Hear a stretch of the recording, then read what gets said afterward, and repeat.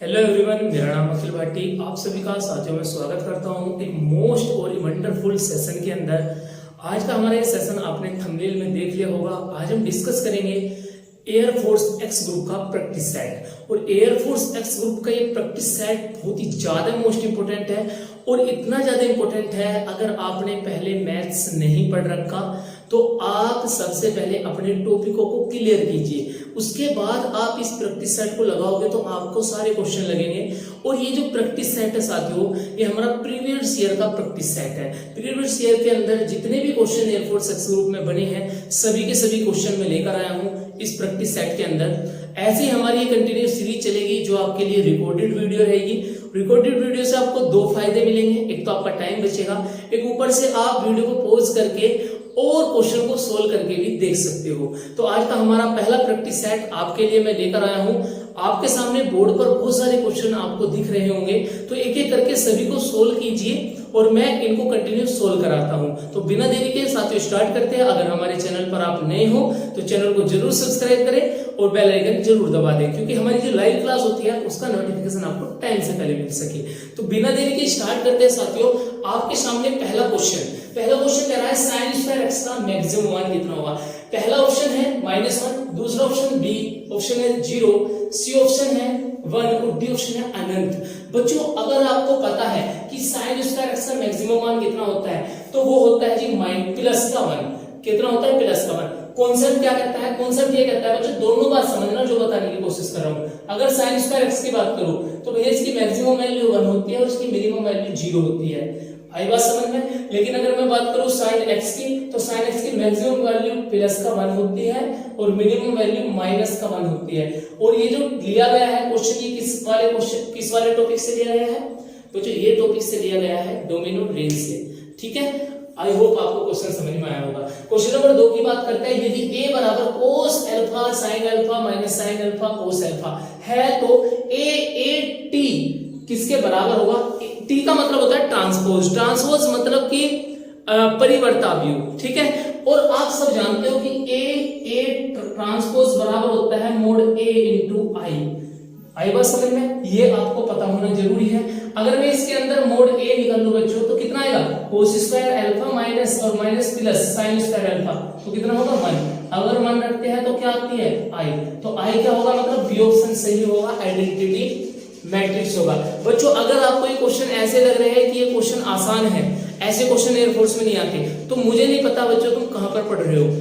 मेरे according air force के question बिल्कुल इसी तरीके से आते हैं। डिट्टो कॉपी क्वेश्चन आपको देखने को मिलेंगे। ज्यादा हार्ड पोर्शन नहीं होता, बिल्कुल आसान होता है। लेकिन ये आसान आपके लिए तब होगा जब आपको हर चीज क्लियर होगी, हर कॉन्सेप्ट आपका क्लियर होगा। आई बात समझ में? आई होप आपको मेरी बात समझ में आई होगी। तो ये क्वेश्चन इसके अंदर बी ऑप्शन से होगा, आइडेंटिटी मैट्रिक्स होगा, आई होगा। ठीक है, क्योंकि 1 की गुणा होगी तो आई बचेगा। उसके बाद बच्चों इसकी बात करते हैं y बराबर यो जो होता है, जैसा आई एन लिखा तो इसका अर्थ होता है log। तो log e की पावर mx प्लस e की पावर माइनस mx, तब x बराबर 0 पर डिफरेंशियल बताना है। तो बच्चों इसका डिफरेंशियल कर लो। अगर मैं इसका डिफरेंशियल करूं तो log x का क्या होता है? 1/x।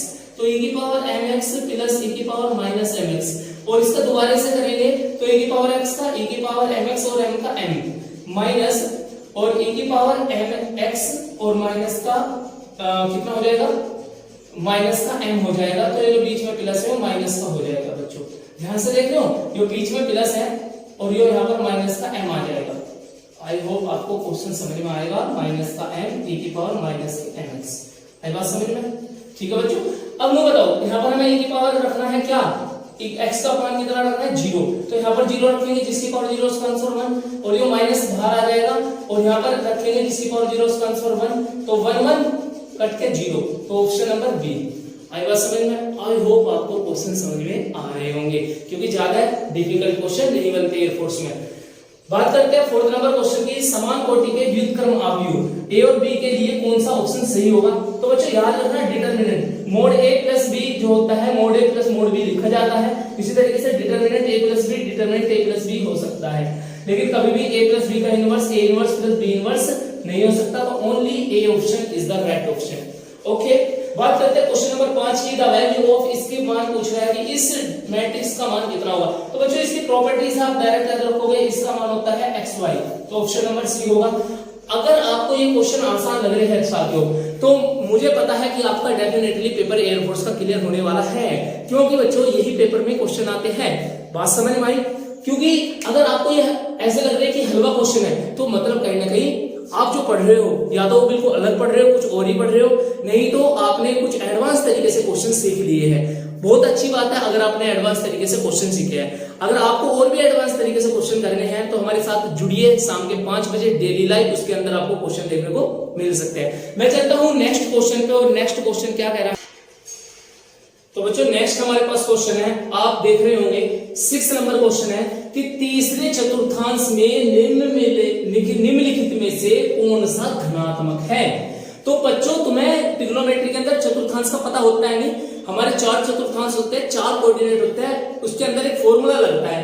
क्या लगता है भैया? ये लगता है ASTC, मतलब ए में सब के सब पॉजिटिव, सेकंड कोऑर्डिनेट में साइन पॉजिटिव या कोसेक पॉजिटिव, तीसरे कोऑर्डिनेट में tan या कोट पॉजिटिव। तो ऑप्शन नंबर सी एकदम सही होगा, 6 नंबर क्वेश्चन सही। सातवें क्वेश्चन की माध्यिका पूछ रहा है, सभी बच्चों को पता है जोड़े पहले गिनेंगे कितने हैं, तो 3 और 3 6 7, तो 7 + 1/2 मतलब 8/2 बराबर 4।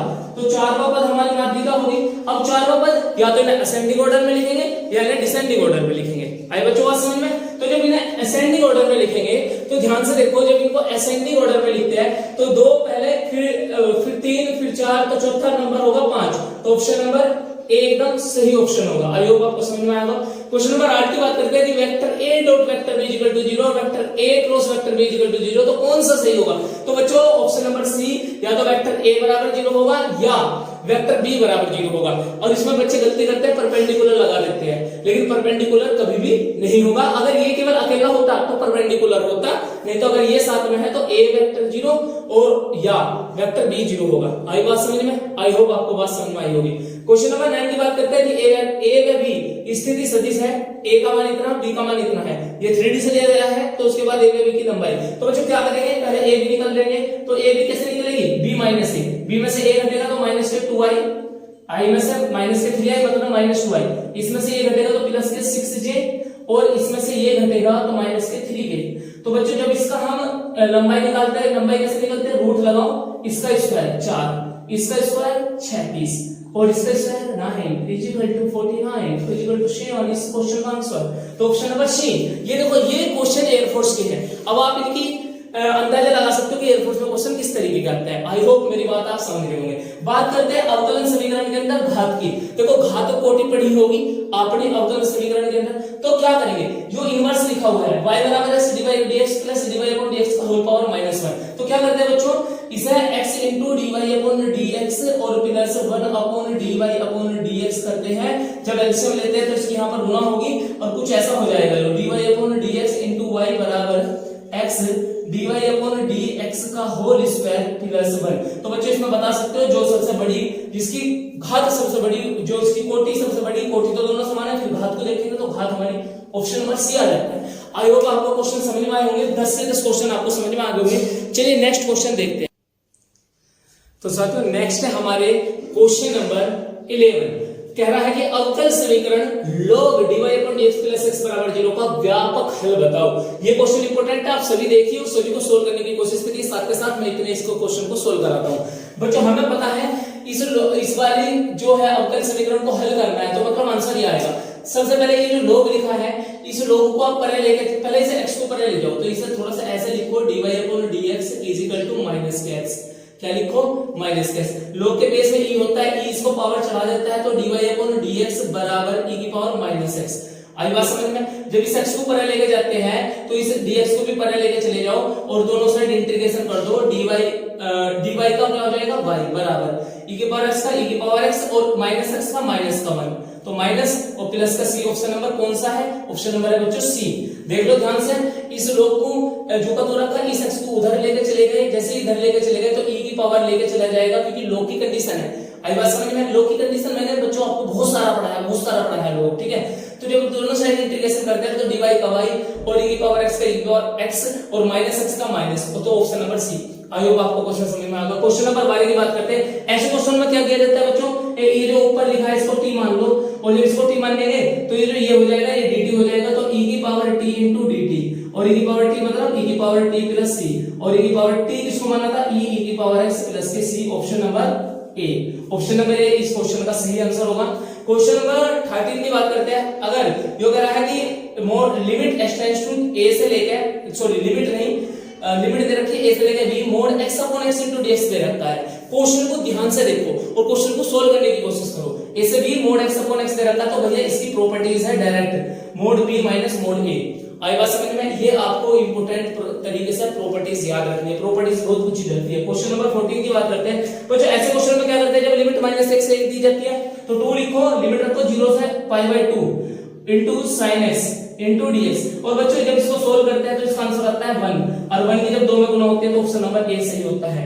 देखो ये चीज तुम्हें पता होनी चाहिए क्योंकि ये हमारा प्रैक्टिस सेट चल रहा है, ना कि कोई सॉल्यूशन। अगर सॉल्यूशन होता तो मैं झटदे से मैं आपको बताता रहता, बात समझ में आई, सॉल्यूशन भी बताता। लेकिन अब हमारा प्रैक्टिस सेट चला तो प्रैक्टिस को प्रैक्टिस सेट के तरीके से करते हैं, ठीक है ना, क्योंकि पेपर में इतने ही जल्दी करने हैं आपको क्वेश्चन।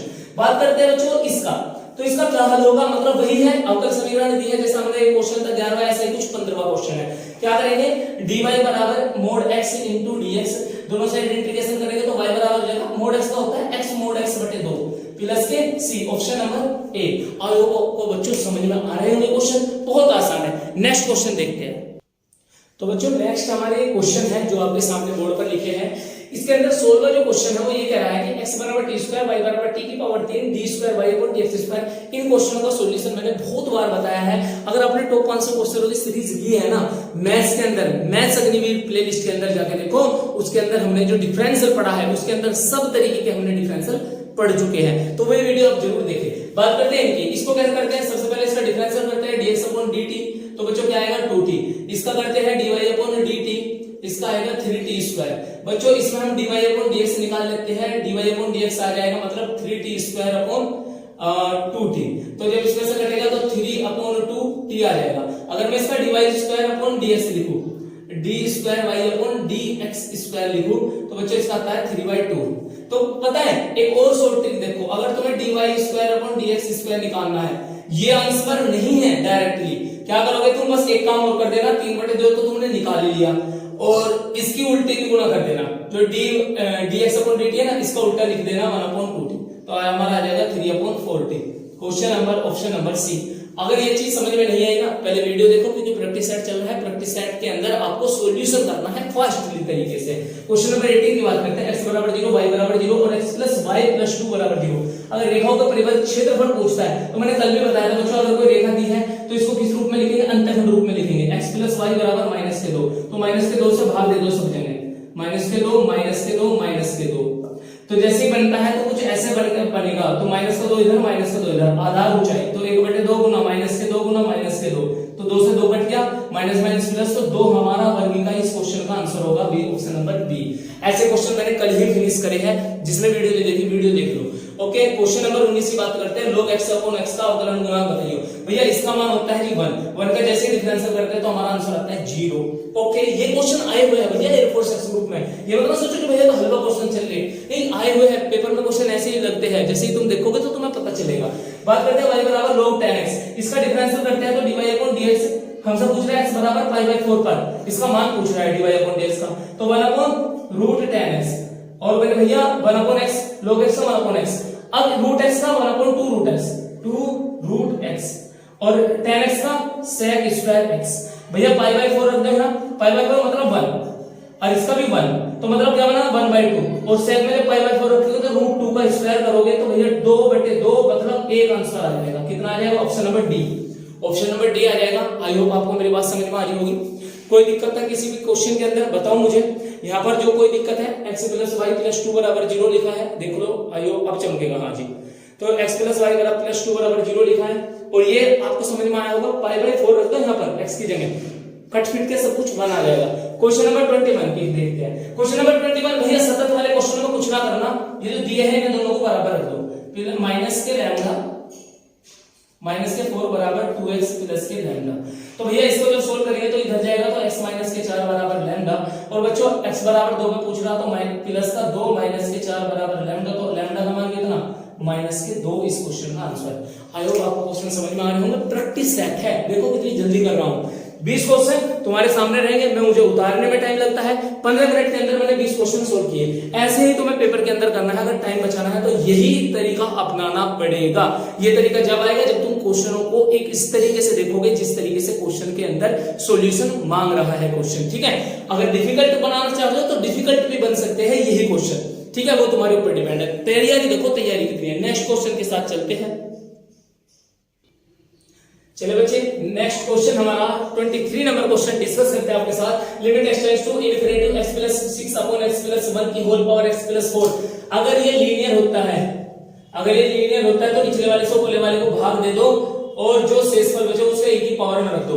1 जा x प्लस 1 घटाएंगे तो 5 बचेगा, a की पावर में रख कर आराम से लिख दो a की पावर 5। डी ऑप्शन इस क्वेश्चन का आंसर होगा। आई होप आपको बात समझ में आई होगी। इसका आपको पता है जब पावर नीचे ज्यादा होती है, नीचे पावर ज्यादा होती है तो आंसर कितना भैया 0। Option number D 24 number question. अगर ऊपर पावर 0 होती है तो इन्फिनिटी। कोई दिक्कत नहीं भैया। रेखा है ये दे रखी है 2x बराबर 3y बराबर माइनस के z, व 6x बराबर माइनस के y बराबर माइनस के 4z। एक दूसरे के लंबवत समांतर 45 डिग्री पे 60 डिग्री पे। बच्चों अगर आप यहां तक आए हो इस वीडियो के अंदर, आपने सीखा है कुछ ना कुछ, तो यार वीडियो को सब्सक्राइब जरूर करें, वो लाइक जरूर करें और चैनल को सब्सक्राइब जरूर करें, और इस वीडियो के ऊपर कमेंट जरूर करना है आपको कि क्वेश्चन कौन सा आपको समझ में आया है, कौन सा अच्छा लगा, कौन सा बेकार लगा। बात समझ में आई? और बच्चों इसको इतना मैं सोल्व कर देता हूं, इतना आप लाइक और कमेंट जरूर कर लीजिए अगर आप यहां तक आए गए हो। इसको सोल्व करने के लिए 1/2 बराबर y/1/3, क्योंकि ये किसके रूप में बनाना पड़ेगा, एक समतल के रूप में बनाना पड़ेगा, और z/-1, और दूसरा बन जाएगा x/1/6 और बराबर y/-1 या 1 बराबर z/-1/4। जो z है भैया, अब हमें पता है इसकी यो a है यो b है, अगर इसकी गुणा करके 0 आ जाता है तो हमारा लंबवत होगा 1/2 गुना 1/6 माइनस 1/3। देखो इसकी और इसकी प्लस 1/4। तो भैया 1/12 और माइनस 1/12 खत्म हुआ 0, और इस क्वेश्चन का आंसर होगा एक दूसरे के क्या होंगे बच्चों, लंबवत होंगे। ये बताओ बच्चों आपको ये वीडियो कैसी लगी? अगर वीडियो अच्छी लगी है तो वीडियो को शेयर जरूर करें अपने दोस्तों को। जो दोस्त एयरफोर्स एक्स ग्रुप की अग्निवीर की तैयारी करना चाहता है, जल्दी से जल्दी प्रैक्टिस सेट लगाना चाहता है, वीडियो के अंदर आपको जो क्वेश्चनों का कलेक्शन दिया गया है, डिट्टो कॉपी एयरफोर्स के क्वेश्चन है, डिट्टो कॉपी आपको पेपर में जो मिलेंगे भी इसी तरीके के क्वेश्चन मिलेंगे, ना इससे हार्ड लेवल मिलेगा ना इससे आसान लेवल मिलेगा। तो आप देख सकते हो जिनको आते हैं उनके लिए आसान है, जिनको ये नहीं आते उनके लिए ये हार्ड है। तो आप देख सकते हो आपकी तैयारी कहां तक की है। इन क्वेश्चनों को देखकर मैंने 17 मिनट के अंदर ये 25 क्वेश्चन आपको सोल्व करा दिए हैं, और आपको अगर ये क्वेश्चन अच्छे लगे हैं तो इन क्वेश्चनों को शेयर जरूर करें। दोबारा से बोल रहा हूं, और अगर आप ऑफलाइन क्लासेस ज्वाइन करना चाहते हैं तो हमारा YouTube चैनल के साथ साथ हमारी ऑफलाइन क्लासेस भी हैं। जो हमारा कोचिंग सेंटर है डिफेंस स्टडी 2.0, बहुत ही अच्छी तरीके से हम डिफेंस स्टडी 2.0 के अंदर ऑफलाइन बैचेस कंटिन्यू चला रखे हैं और चला रहे हैं, और उसके अंदर बहुत बच्चे तैयारी कर रहे हैं। तो आप भी आ सकते हो, आपको नंबर स्क्रीन पे आ रहा होगा, सब कुछ डिटेल आपको स्क्रीन पर आ रही होगी। Please join defence study 2.0। तो सब्सक्राइब भी करते रहिए। जय हिंद, जय भारत। मैं मिलता हूं नेक्स्ट प्रैक्टिस सेट में। जय हिंद, जय भारत।